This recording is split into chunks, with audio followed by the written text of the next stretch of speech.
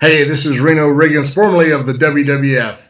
And if you haven't been interviewed online, then you need to be interviewed by my man, Keith Andrews and the Keith Andrew Network. Let me tell you what, you'll have a lot of fun. And it's not just talking wrestling, it's talking life. So I recommend my good friend, Keith Andrew.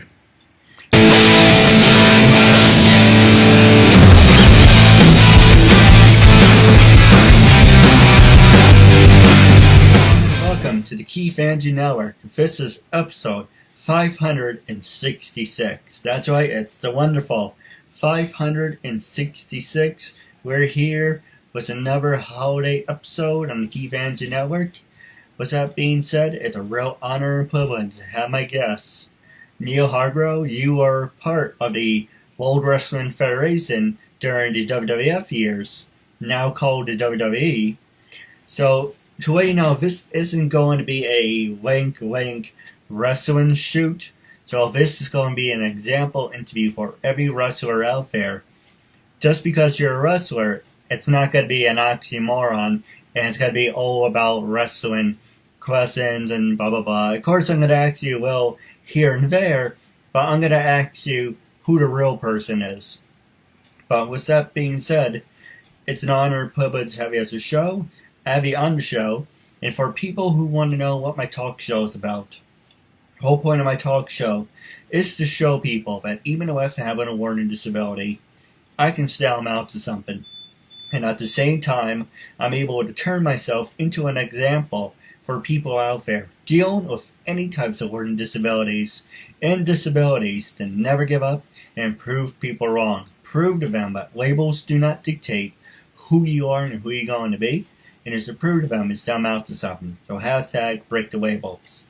Like I said, it's not going to be a wrestling shoot where I'm going to ask you, who are the assholes, who are the nice people, even though I'm going to ask you some good questions along the way.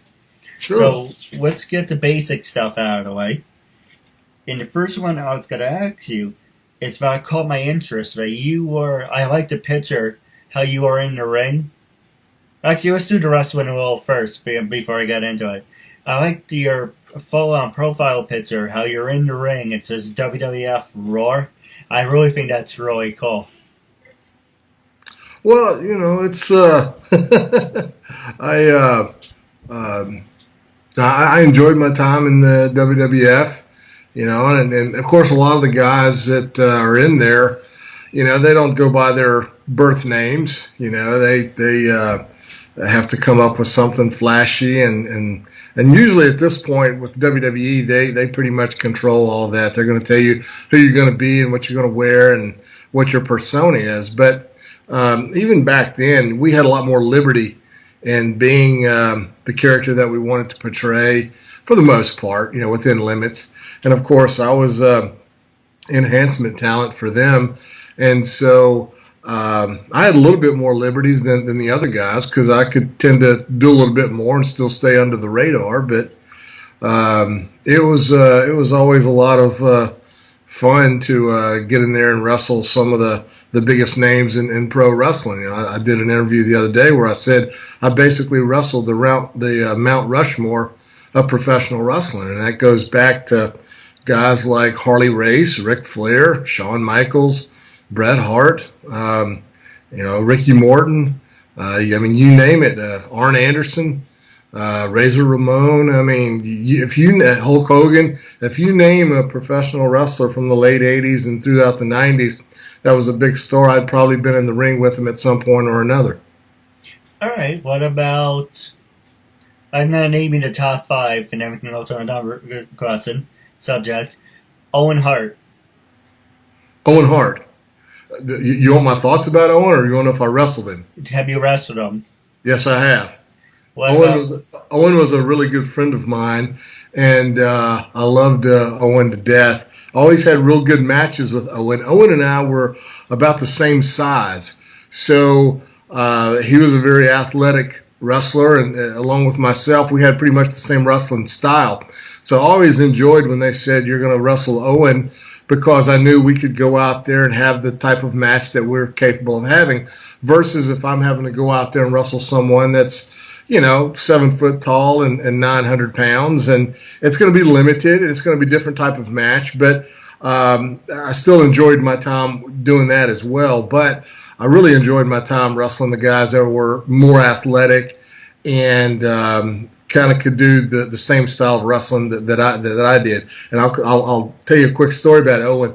We was in Singapore once on tour, and we was loading up to leave the country, and we had to have our passports and our documentation. Well, Owen, being the prankster that he is, he slipped through and got my passport somehow or another. So we're there to get ready to board the plane, and Owen has my passport, unbeknownst to me, and so we held the flight up for about 30 minutes looking all through the airport for my passport, and of course he was the one that found it because he had it for the last 30 minutes watching me have a panic attack thinking I'm going to get left there in Singapore. So he was always a lot of fun, and always enjoyed my time in the ring with him.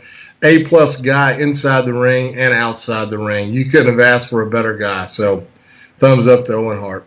No, absolutely. He's one of the best. Mm-hmm. And now the next one, and you can tell funny stories about this too.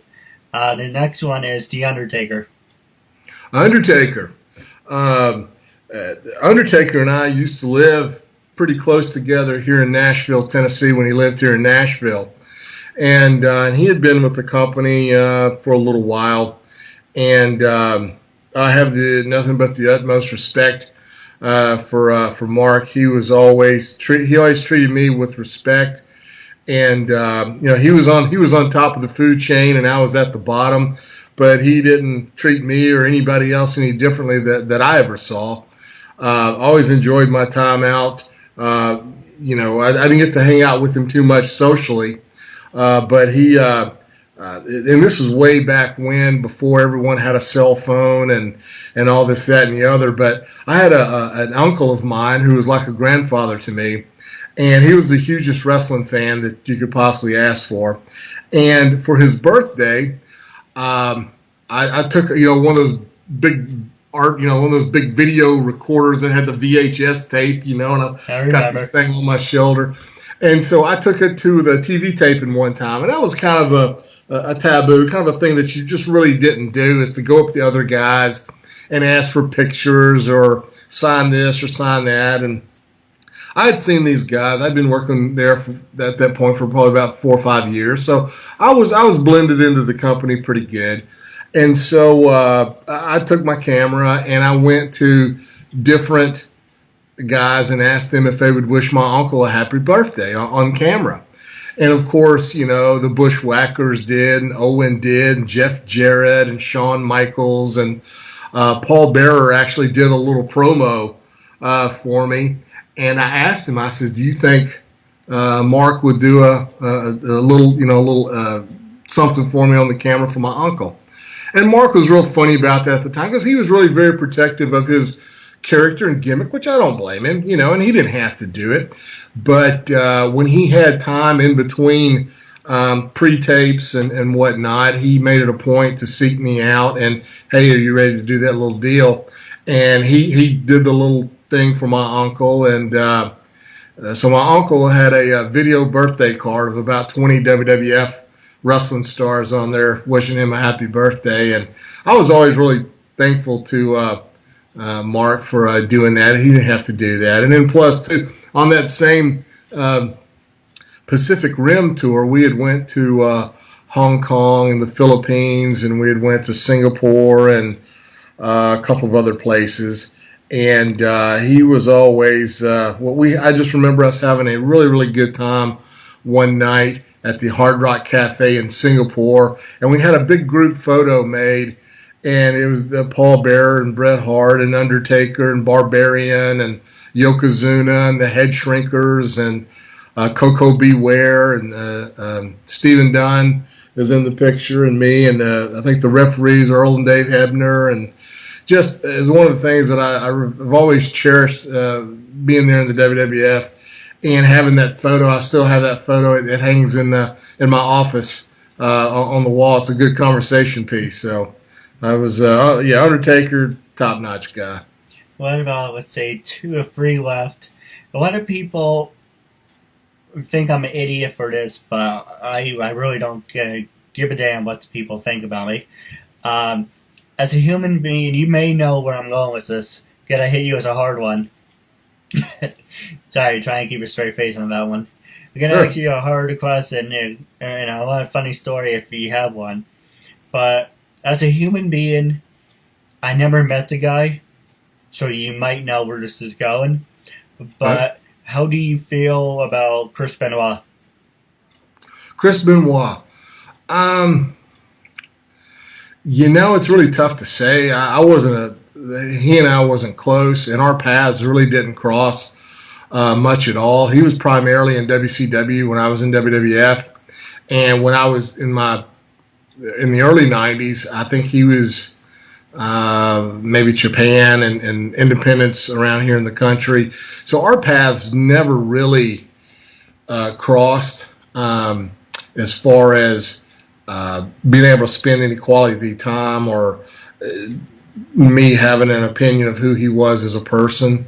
The only thing I can do is just have an opinion of what I've seen, with the incident with him and his family. And it's tragic. You really you never know what's going through someone's head. Because, here's a guy that if you if you're not in his shoes, you look at him and you go, well, that's a guy that had it all. Yeah. Had a wife and child and nice home and a successful career. Why would someone do something like that? And so, I guess it kind of harkens back to the days of O.J. Simpson. Here's a guy that, had, no problem with the ladies, but yet I guess his rage, put him over the top. And I don't know what their personal life was, so I don't really maybe have a defiant opinion on it one way or the other. All right, now the next phrase, I'm going to do a rapid fire. My good friend, I haven't talked to him as of late, but he's a friend of mine, Chuck Coates. Yeah, Chuck. I've been trying to do a follow-up with him. Love him. Love Chuck Coates. One of the most underappreciated talents in the entire wrestling business. That was a guy that he had more talent in his thumb than a lot of the top guys had, in their whole entire body. He could wrestle, he could talk, he could entertain. I remember once we was on a bus in Germany, and we was on tour, and he was on the he's on the bus, and he's doing his Ric Flair impersonations, and he's doing his Randy Savage impersonations, and I believe it was me and who all was there? Me, Steve Dunn, Ricky Nelson, the Bushwhackers, Ricky Morton, Robert Gibson. Who else was there? And he just kept us. Normally when you get on the bus, you don't want to talk. You're just looking for a place to close your eyes and try to get some sleep on a bumpy road. But he actually made the bus rides enjoyable, made the time go by really well, and just a great guy. I haven't gotten to talk with him in probably 20 years. But he was always a hoot, and I loved being in his company. He was a good guy. You ever want to get back on the show for part 2? It's Winnie Pablo. Who's that? Oh, no, Winnie Pablo. The brother of Macho. Leapin' Lanny? Yes. Oh, I love Leapin' Lanny. Leapin'. He was always another guy that is a professional. Always treated everyone with respect. Did his job to the best of his abilities, and he always treated me well. Always had real good matches with Lanny.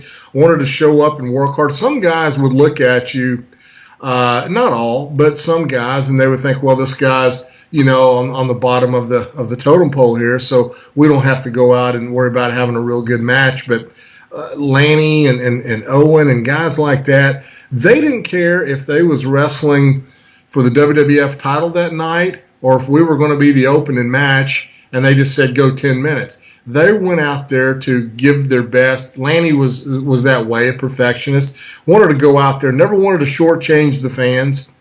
And I always appreciated that. I always enjoyed working with guys of that mindset because that's what I wanted to do. I was, I had a lot to prove. And so I wanted to go out there and wrestle guys that would allow me to show some of my talents. And having guys like Owen and Leaping Lanny was always a pleasure. So, yeah, great guy. Great guy. I always really liked Lanny. In the last two, I know I said one more, 5, but I'm going to do a split. So, Vince McMahon and Eric Bischoff. Okay, I'll start with Eric Bischoff first. Eric and I's path, once again, never crossed. He was primarily at WCW when I was at WWF. And I think maybe, because I had a small stint at WCW, but I don't even know if he was there during that time. He may not have been. He may have came in after I'd already left and went back to WWF. But Eric Bischoff, like I said, our paths have never crossed. And it may had at some point, but not enough to where an impression was made one way or the other. And Vince McMahon, this is what I have to say about Vince McMahon. Vince offered me a position, offered me a job, and I took it. I worked for him, and I worked for his company, and I did the best that I could do every day that I was there, and he paid me more than anyone else has ever paid me.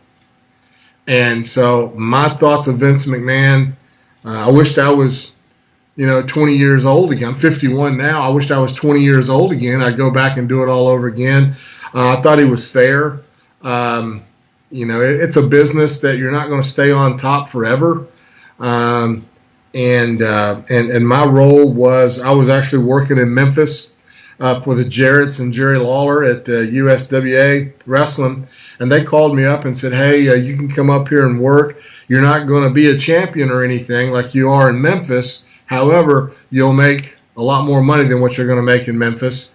And, I was a young guy then, and I had bills. And so I made a business decision to go up there and do what I did. And always, never ever had any regrets or anything like that. But Vince McMahon, he was always fair to me and always treated me with respect. And, I always enjoyed my time with him. So, yes. Now, this was our wrestling segment. Now we're going to take a quick commercial break. And when we come back, I'm going to ask you some more hard-hitting questions. Sure. Let's do it. Vanessa Lina. Adrian Lalo. This is Cynthia Bastinet. I'm Sonia Fisher. This is Shane Smith. My name is Alexandra Bowie. My name is Amelia Clover. Hi, I'm Amy Linden. Hi, I'm Anita Nicole Brown. Meg Green. Hi, my name is Asata Caldwell. Hi, everybody, I'm Brooke. Hi, I'm Bryn Bird. Hi, I'm Casey Dunn. Hi, it's Cassandra Kavinsky. Hi, I'm Christina Frieza. I'm Cindy Hogan. I'm Courtney Sinella. Hi, I'm Daisy. My name is Deborah Jane East. Hi, my name is Janelle Marcia. Hi, everyone, I'm Victoria London. Hi, I'm Heather Crona. Hi, I'm Heather Callahan Stevens. Hi, I'm Jay Nicole Ralph. My name is Jamie Patrell. My name is Turi. My name is Julia Brankovich. Kathleen Wills. Kimberly Amato. Hi, my name is Laura Putton. Hi, I'm Laura Chapanis. Hi, everyone. I'm Melissa Damas. This is Michelle Mupo, a.k.a. Fuchsia. I'm Rachel Olivera. Hi, my name is Sarah Joy Mount. Hi, I'm Susan Blender. Hi, everyone. This is Venus Leone. Hi, I'm Showtana. Hi, I'm Stephanie Herrera, and I was just on the Keith Andrew Network. It was tons of fun. We used up all our time and then some. I really recommend this show, and try to be a guest on Keith's show. It was super fun. Ladies and gentlemen, welcome back to the Keith Andrew Network. This is episode 566 with my good friend Neal. Now, we left off, we did our 20 minutes of wrestling. I said, okay, this is not going to be a shoot-on-shoot. So I'm going to ask you some other questions. The first one is, I saw you went to the University of Phoenix. What University of Phoenix? Actually, after I'd retired from wrestling, I think I took some classes there. When I started out of high school, I had went to the University of Tennessee to play football. And when I was there in Knoxville, I was there in the spring of '86, and I wasn't on scholarship, and so I was a walk-on, and I had to start, making a decision whether or not, this was going to be my future. And you realize pretty quick once you step into the SEC that, you're either going to hit a wall and not get any further, or, hey, I'm doing pretty good here, I might have a chance to go to the NFL. And that wasn't going to happen. And I started to realize that pretty soon. So I started thinking about, well, all my other friends are here in college. What are they going to? Some are going to decide they're going to be doctors and lawyers, and already had their career path kind of set. And I was there in college to play football, and so I had no idea what I wanted to do academically, and I panicked and I thought, I don't even know why I'm here. So I left college, and one of the things that kind of drove me to leave college, because like I said, I couldn't see myself doing a 9-to-5 job right out of high school or studying. I just didn't have any idea of a path in front of me and how to get there. So we were sitting around the dorm one day, and a friend of mine was talking about pro wrestling. And I grew up as a fan of pro wrestling, like every wrestler. At some point or another, you're a fan, and you've got to be. And if you're not, and you're in this profession, you need to go do something else because you're not passionate about it and you don't love it. So you're not going to be very successful if you're not. So, so I had, we got to talking about pro wrestling, and a buddy of mine says, "Well, Neal, why don't you go ahead and be a pro wrestler?" And I said, "By golly, I think I can do that." So I left school and came home and met up with a guy named Tojo Yamamoto, who was a legendary wrestler in his day, and he was manager at that point, and he was training wrestlers and tried to get him to train me. And after about 6 months of trying to twist his arm to get me to train me, he finally did. And then I trained with him for a couple of years. And then that's what helped get me to the WWF. I went to talk with them about getting a job, and they asked me who trained me. I said, Tojo Yamamoto. And they says, well, we'll give you a tryout. And gave me a tryout, and the rest was history. So, and then after, even when I was still in WWF, I was like, well, this can't last forever, So I took, I was kind of going through college as I was wrestling on the road, And so I took courses at Middle Tennessee State University, University of Tennessee, here locally in Nashville, Tennessee State University.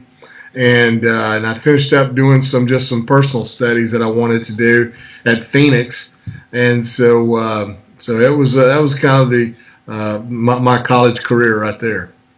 Now the next one I was going to ask you. You mentioned you were a TV producer, writer, and director. What were some of your? I'm going to ask you the top three. 1. What were some of your favorite TV? Because you were a TV producer, what were some of your favorite TV productions you have ever done, and what was your favorite thing about writing? Okay, the producing end of it, there's a lot of stress there because that means you're the money guy. I guess two projects that I was the most proud of was I did a program here in Nashville called Main Event Championship Wrestling, which aired back in the around 2000. It was on NBC, and we had a very good talent roster, and we had wrestlers like Yokozuna, the Head Shrinkers, the Bushwhackers, Stan Lane, Tommy Rogers, Wolfie D, Jamie Dundee, Honky Tonk Man worked for us, Les Thatcher, who does the Ohio Valley. He was my play-by-play guy. A guy named Michael St. John, who's been in the wrestling gig for about 40 years as an announcer. Dutch Mantell was my color guy. So that was one of the things I was really proud of. And the second one was a little project that we did back in 07 to about 2012, 2013 called Showtime All-Star Wrestling. And it didn't have near the budget that Main Event Championship Wrestling had. But I was so proud of the product, the finished product that we could produce on the limited amount of budget, because I know there's a lot of independent wrestling promotions and internet programs and things like that are out there now. And it is, let me tell you, it is a tough thing to do to produce a quality program on a shoestring budget. And I felt like we did a very admirable job of that. We actually started out on cable access television, and it was just started out kind of as a thing to, have my creative release. I wasn't with any major wrestling company at that time, and I wasn't doing any in the ring. I wasn't wrestling anymore, so this was kind of my way to have that creative release and still be a part of the business that I grew up loving. So Showtime All-Star Wrestling, there's probably some old YouTube footage of that on YouTube, and also too, my main event championship wrestling program has never been on YouTube or anything, and I'm thinking about releasing those tapes at some point because it was a very good quality product at that time. And then about a year or so later, Jeff Jarrett started TNA Wrestling, and I probably won't take any credit for being their inspiration or whatever, but I think it had a little bit of something to do, because they saw what we did in the Nashville Fairgrounds. We sold it out, and I was told it could never be sold out.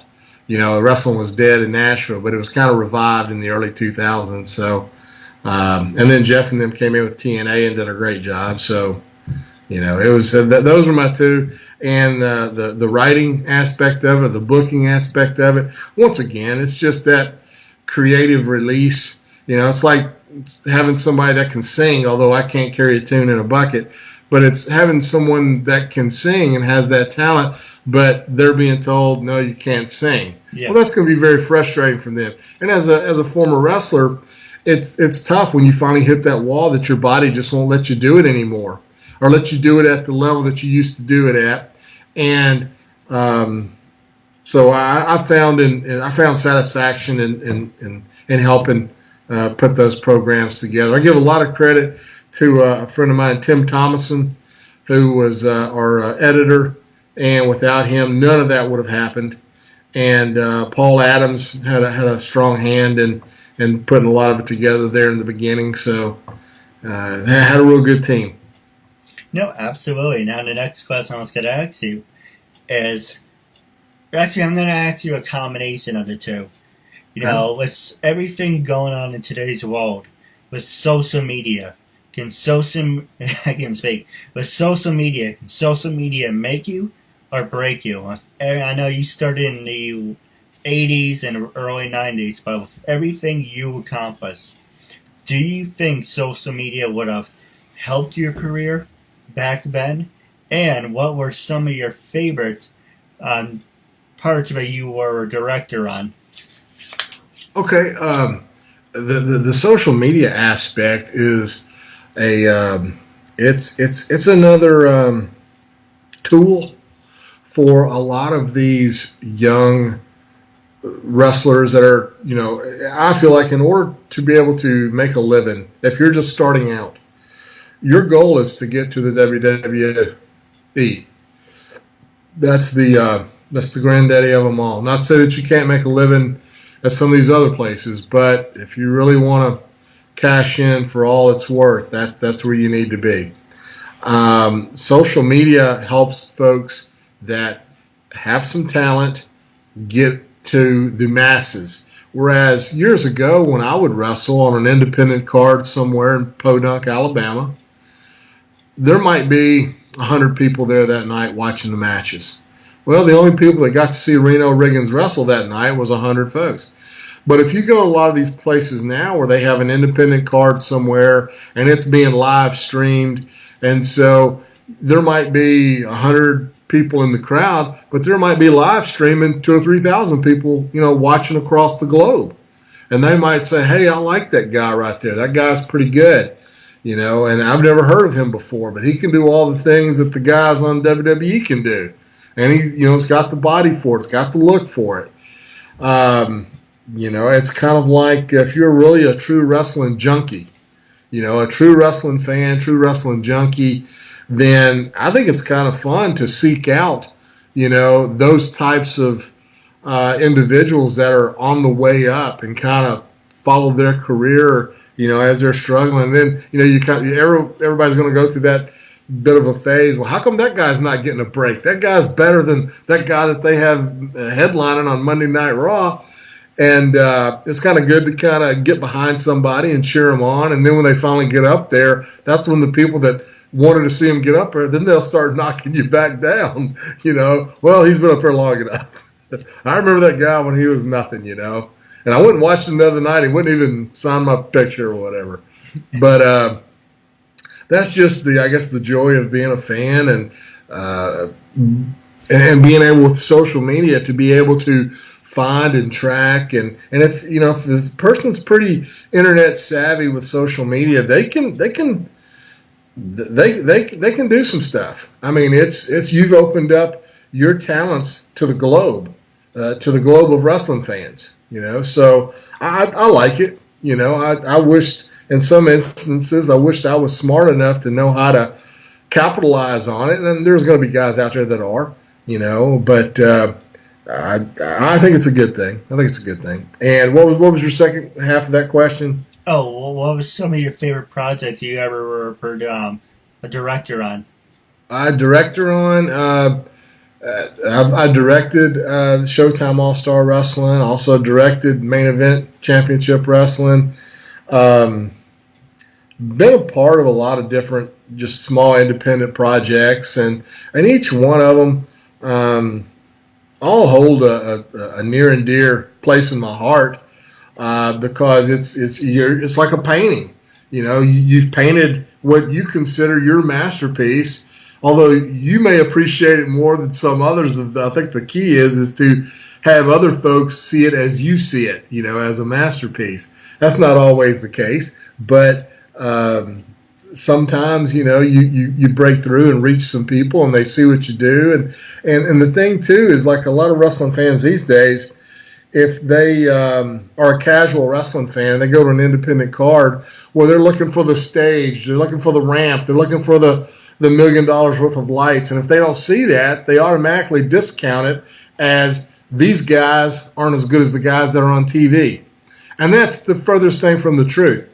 Because right now, you can go to some independent cards and see better talent at the independent level than you can what you see on WWE. And it's always been that way.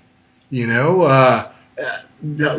ago, when I first broke into the wrestling business, you had areas that you could go and make a living at this business if you weren't at the WWF.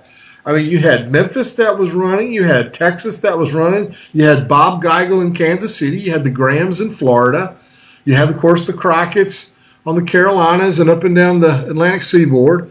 And, and then plus in between all those big name promoters, you had small independent, what they called outlaw promoters back then. I don't know if they still call them that now. I doubt so because there's not any other territories left. And so you had Don Owen in Portland. You had the Harts up in Calgary. And so you could go and go to these different territories and work and make a living and then go to the next territory. And that was nice. But nowadays that's not the case, unfortunately. All right. Well, I do have a bunch of questions for you off the air. Wrapping up our interview segment with the last 2 minutes left. How can people follow you on social media? Are you on Twitter, Instagram, LinkedIn? I do none of that. When I was wrestling, that was my public life, and now I went from I was born Neal Hargrove in Nashville, Tennessee. Went to the WWF, and I was Reno Riggins from Las Vegas, Nevada. And then when I left professional wrestling as a wrestler back around, what was it, about 2000, I was in Japan. and I was on my flight coming home, and I just made that decision that I no longer desired to be in the wrestling ring because my body hurt too bad. So I was sitting there by a trash can in Japan, and I left my gear by the trash can and returned back to being Neal Hargrove. And it was nice. And but I don't do any social media, and nobody ever really follows me, or there's just really not a point, I don't guess. I mean, I've got tons of stories, but I don't know if anybody wants to hear them or not. So just keep them to myself. Don't knock it till you try it. Well, I may do that. I've had a couple of people call me. Had one offer. Actually, believe it or not, I had a book offer about writing a book and telling the stories of the WWF from my side, not from my perspective, not a perspective of a guy that was there that was a top talent, and kind of giving you what I saw, what I felt, and what I saw in different guys. And I always learned very early on that you're only as good as your opponent. You're only going to look as good as your opponent allows you to look. And you had some guys that went out there that had great underneath guys, making them look a lot better than what they were. And then, of course, you had guys like Flair that could go out there with a broomstick. And, before the night was over, half the crowd was cheering for the broomstick. So it's an interesting perspective, and it's something that I'm pondering for 2019. I may write a book, and if I do, I'll come back on and talk with you about it. No, absolutely. My last question for you, wrapping up our segment, is when I first approached you to be a guest on my talk show, what was your first reaction? And after being a guest, how do you feel now? And would you recommend it to other people who are hesitant? No. When you reached out to me, I said, why not? Never had any reservations or anything like that. Glad to do it. I've enjoyed it. I always enjoy talking wrestling. I see different programs where they're want to knock each other or want to they want to give the dirt and want to give the skinny on what was this and what was that, and those are things that I would prefer just to keep to myself.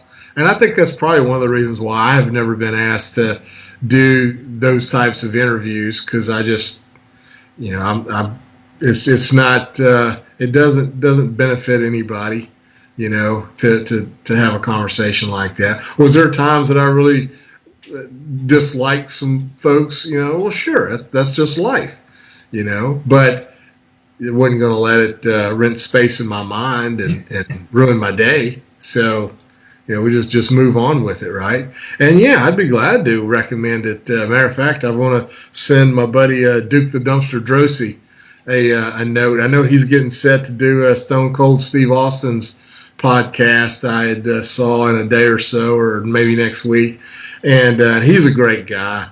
Matter of fact, he had maybe not the very first match, but I think he had one of his first tryout matches with me. And always enjoyed my time working with him, and he's another great guy that I really enjoy reading his excerpts of the old wrestling business, so it's a lot of fun. No, absolutely. I do have some questions for you off the air. But wrapping up our interview segment, it was a real honor and privilege to have you as a guest.